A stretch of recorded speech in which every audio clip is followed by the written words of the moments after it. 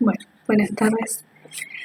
Comenzamos entonces una nueva clase. En la clase anterior ustedes han tenido que trabajar y leer acerca de los sucesos posteriores a la caída de Rosas del gobierno después de la batalla de Caseros. ¿Qué pasó entre Caseros y Pavón? Entre Caseros y Pavón hay un periodo de 9 años, ¿no? Que van entre 1852 y 1861, donde las relaciones entre la Confederación y Buenos Aires van a comenzar a tensarse, a hacerse cada vez más tensas y terminan en una separación, en una segregación, que a eso es lo que nosotros llamamos la segregación de Buenos Aires. ¿Cuáles son las causas de todo eso? La causa de todo eso es simplemente que el triunfo de Urquiza sobre Rosas en realidad fue el triunfo de los unitarios sobre los federales, el triunfo de la diplomacia internacional sobre los intereses de la nación argentina, que había defendido tan bien y tan honrosamente don Juan Manuel de Rosas.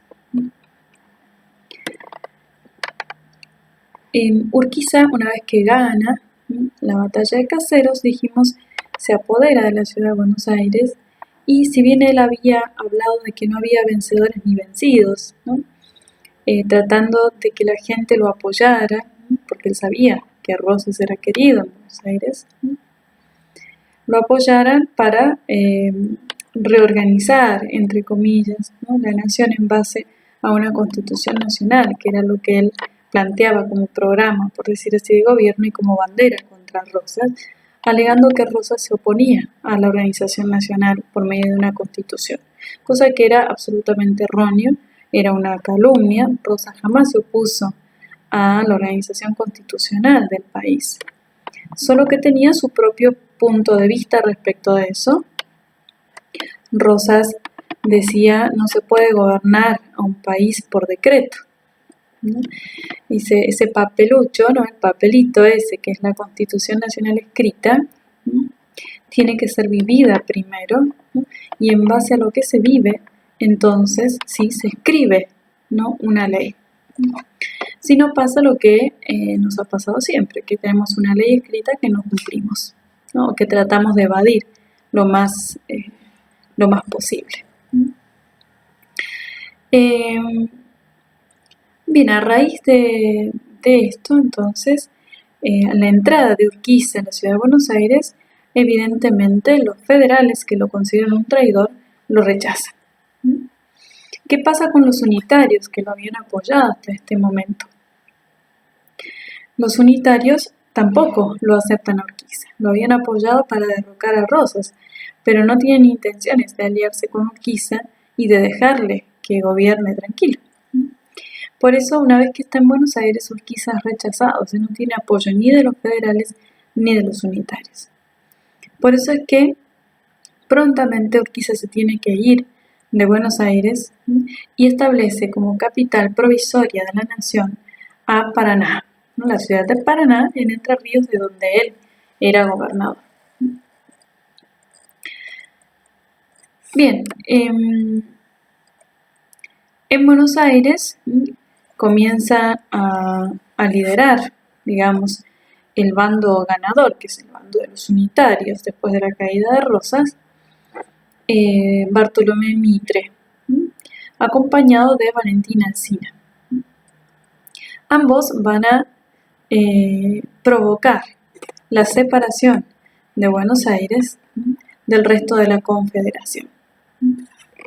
Como ustedes han leído, la causa inmediata de esa separación es la invasión de la provincia de Santa Fe, hecha por Mitre sin causa alguna, y la violación de un pacto que habían hecho entre Urquiza y Mitre de no agresión y de no cobrar tasas aduaneras entre la Confederación y Buenos Aires, asegurando que, ¿no?, los porteños aseguraban que la separación de la ciudad de Buenos Aires del resto de la Confederación era meramente provisoria, ¿no?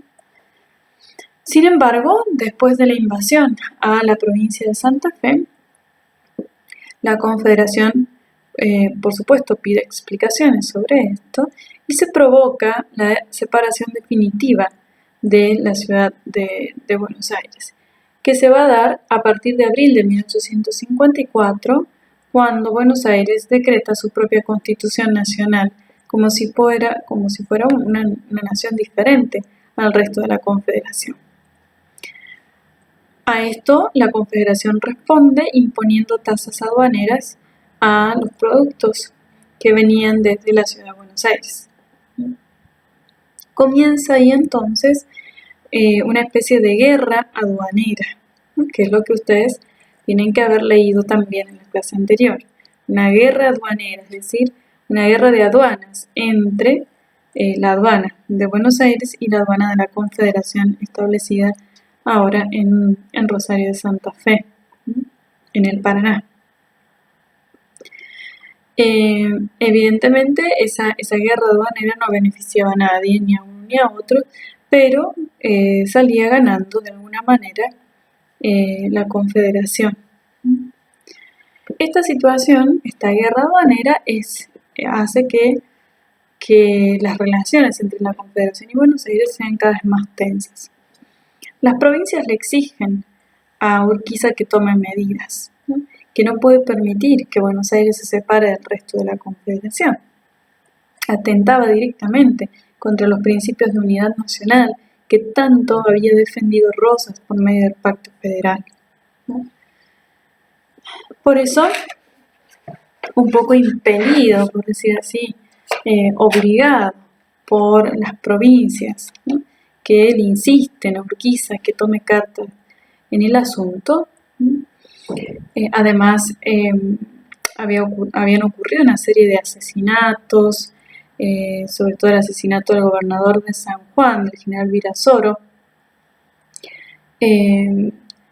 provocan, ¿no?, una situación muy tensa y muy inestable, ¿no?, en la Confederación, en las relaciones entre la Confederación y Buenos Aires. A raíz de esto es que se va a producir, ¿no?, un conflicto, ¿no?, una batalla, un enfrentamiento entre la Confederación liderada por Urquiza y Buenos Aires liderada por Mitre. Esa batalla es la que se conoce como la batalla de Pavón, porque ocurrió a las orillas o cerca de un arroyo que se llama el arroyo Pavón, un arroyo que está en Buenos Aires, pero al límite casi con Entre Ríos. Esta batalla, la batalla de Pavón, algunos historiadores dicen fue una pavada de batalla, porque la conducta de Urquiza durante la batalla fue realmente irrisoria. ¿Qué es lo que pasó? Pasó que se van a enfrentar los dos ejércitos. Urquiza tenía un ejército mucho más numeroso que el ejército de Buenos Aires, porque estaba engrosado por las tropas del resto de las provincias, y tiene a su mano derecha, que es el que va a ser después caudillo del Entre Ríos, Ricardo López Jordán. Ricardo López Jordán era un hijo casi de Urquiza, ¿no? Había sido, López Jordán lo consideraba Urquiza casi como a su padre, ¿no? Se había criado prácticamente con Urquiza, ¿no? Y tenía realmente mucho respeto, ¿no?, y mucho cariño.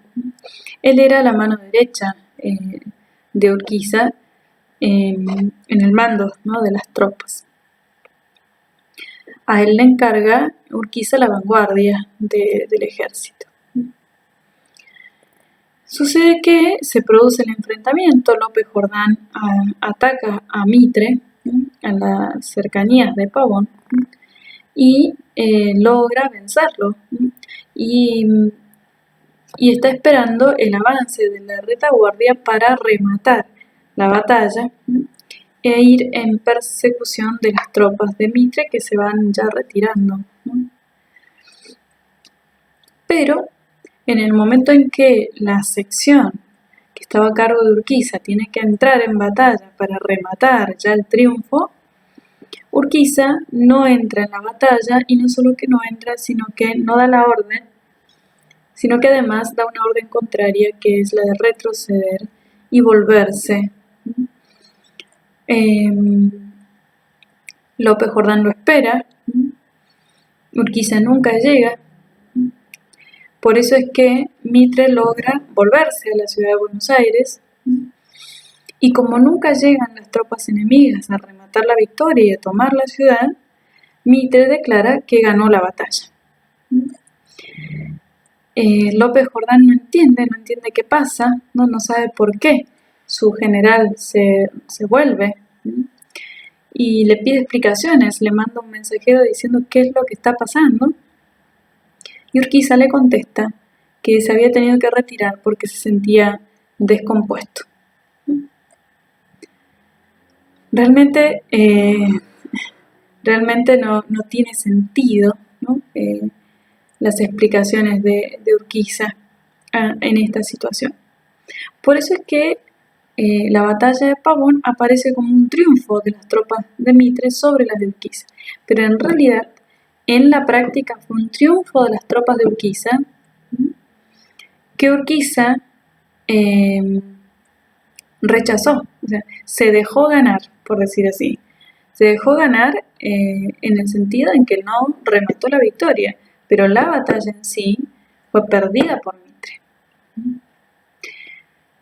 ¿Por qué? ¿No? Es lo que nadie entendía en ese momento y es lo que trataremos nosotros de explicar en base a algunos autores que hacen algunas hipótesis respecto de por qué Urquiza hace semejante cosa.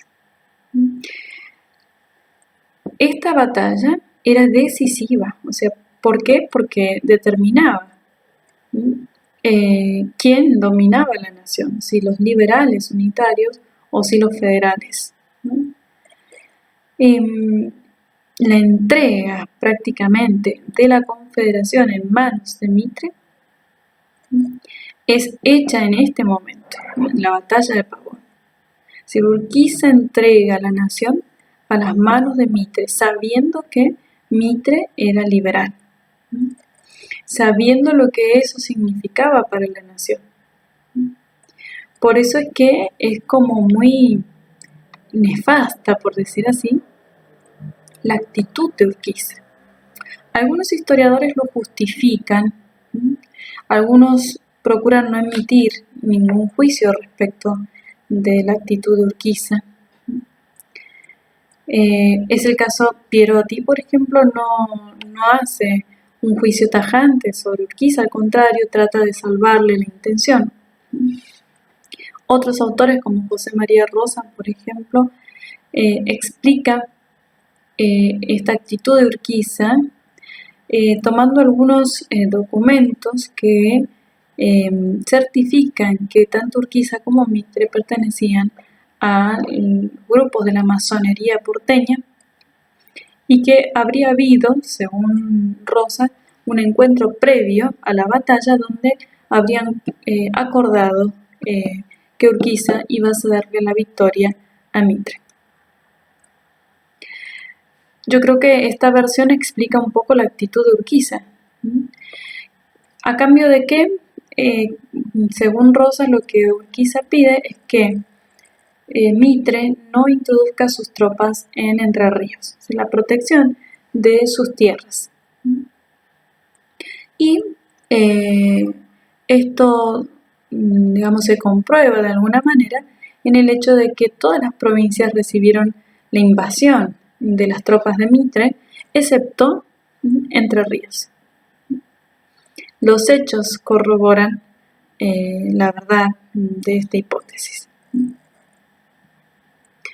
Todas las provincias recibieron el avance, ¿no?, violento de las tropas de Mitre en el interior, como lo vamos a ver después. menos Entre Ríos. Justo, qué casualidad que la provincia de Entre Ríos, que es una de las provincias más fuertes en este momento de la historia, una provincia rica, una provincia importante y una provincia donde se alojaba, por decir así, el único líder capaz de vencer a Mitre, no haya sido invadida por las tropas de Mitre. Evidentemente, había un acuerdo entre ambos. La actitud de Urquiza es que esto es lo que yo quería que de alguna manera ustedes pudieran expresar en el trabajo práctico anterior, ¿no? Una postura respecto de las actitudes de Urquiza. La actitud de Urquiza, a mi parecer, es completamente reprensible. Lo que Urquiza hizo acá en este momento fue optar por defender los intereses de su provincia, ¿no? Una visión localista y estrecha, ¿no? Es un hombre que no tiene visión de la Argentina, ¿no? No tiene visión de unidad nacional. Un hombre que pensó que la unidad nacional se iba a hacer por medio de un librito, como diría Rosa, y que después atenta contra esa unidad nacional de un modo tan nefasto en la batalla de Pavón. Urquiza no tiene explicación de sus actitudes, excepto esta, ¿no? De que él no era ni federal ni unitario, de alguna manera, sino que más bien era urquicista, como dicen algunos autores, ¿no? No defendía los intereses del federalismo, tampoco se identificaba totalmente con los intereses del liberalismo, pero sí se identificaba muy bien consigo mismo, ¿no? Es un egoísmo lo que mueve las acciones de Urquiza. No quita que haya sido un hombre valiente, ¿no? que incluso en muchas batallas la nación le debe, digamos, ¿no? actitudes heroicas, pero en esta ocasión es absolutamente reprensible. De hecho, va a terminar su vida asesinado por los federales en Entre Ríos, que siempre lo consideraron un traidor. Incluso el mismo López Jordán, ¿no? Ricardo López Jordán, que tanto cariño le tenía, no puede impedir que los federales tomaran represalias contra Urquiza. No se justifican, obviamente, los actos de violencia, pero bien que Urquiza se había ganado ese trato, ¿no? con sus actitudes. Bien, la batalla de Pavón fue el 17 de septiembre de 1861. ¿No? Es una fecha tristemente memorable, ¿no? Porque a partir de este momento, ¿no? las consecuencias más claras de la batalla de Pavón es el triunfo del liberalismo. A partir de este momento, toda la nación queda en manos de los liberales. Y Mitre se va a encargar de poner, como él dice, a la Argentina de un solo color. Ese color va a ser el color celeste y va a implicar el celeste, ¿no es cierto?, con el cual se identificaban los liberales, y va a implicar la destrucción, la eliminación por medio de la fuerza del color rojo, que es el símbolo de los federales, ¿no? Eso se va a hacer a sangre y fuego en el interior, como vamos a ver nosotros en las próximas clases.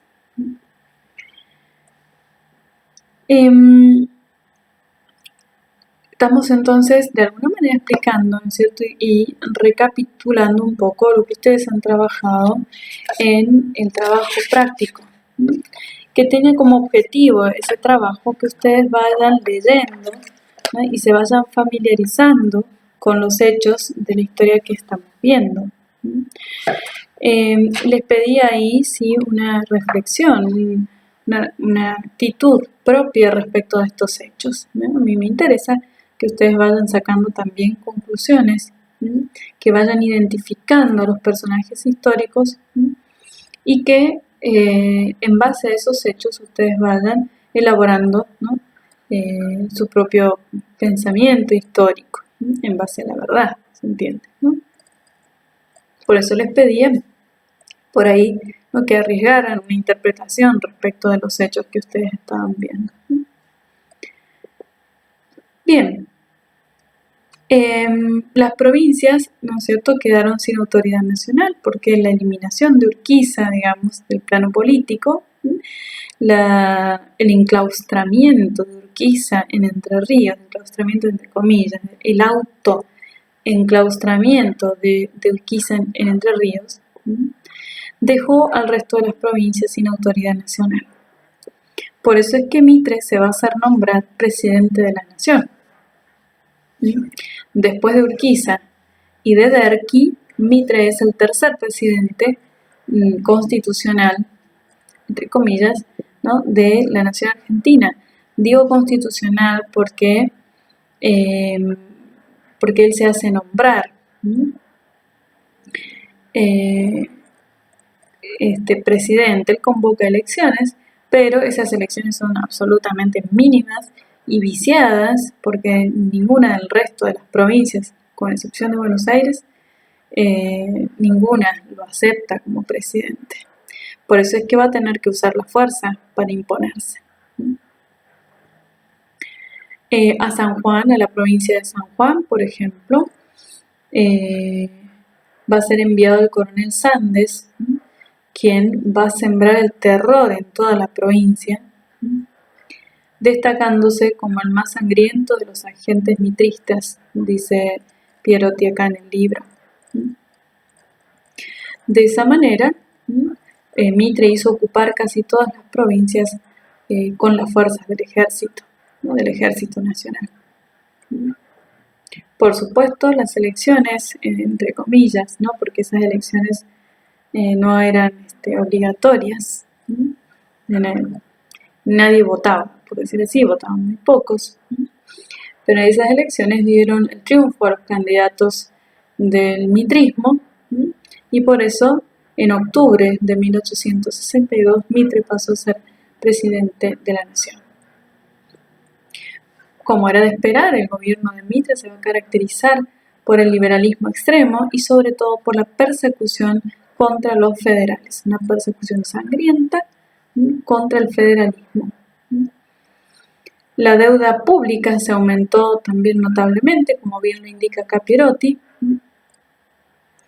y es una deuda que era de la provincia de Buenos Aires.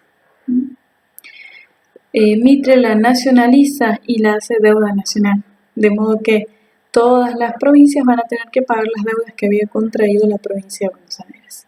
Una cosa absolutamente injusta para el resto de la nación. Bien, aquí entonces vamos a hacer un recreo y vamos a comenzar un nuevo tema en la próxima grabación, que va a ser justamente esto, ¿no?, la presidencia de Mitre, de Sarmiento y de Avellaneda, con dos grandes temas importantes como eje. Uno, por un lado, el levantamiento de los caudillos del interior contra Mitre, contra el presidente de la nación, entre comillas, que no es aceptado por nadie, y por otro lado, la guerra del Paraguay, que es un tema clave y que manifiestan, estas dos cosas manifiestan el pensamiento liberal y el comportamiento liberal tanto en el plano político como en el plano económico, como en el plano cultural. Vamos a hacer entonces acá una breve pausa y en la próxima grabación entonces ya comenzamos con estos dos nuevos temas que me interesa que les quede claro.